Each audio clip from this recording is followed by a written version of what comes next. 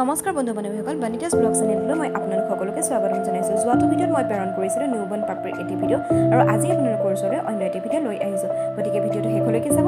যদি ভিডিঅ'টো চাই ভাল লাগে লাইক, শ্বেয়াৰ এণ্ড ছাবস্ক্ৰাইব কৰিবলৈ নাপাহৰিব। আজিৰ ভিডিঅ'টোৰ জৰিয়তে মই আপোনালোকৰ ওচৰত চুলিৰ কিছুমান সমস্যা সম্পৰ্কীয় সমাধানৰ বিষয়ে অৱগত কৰাম।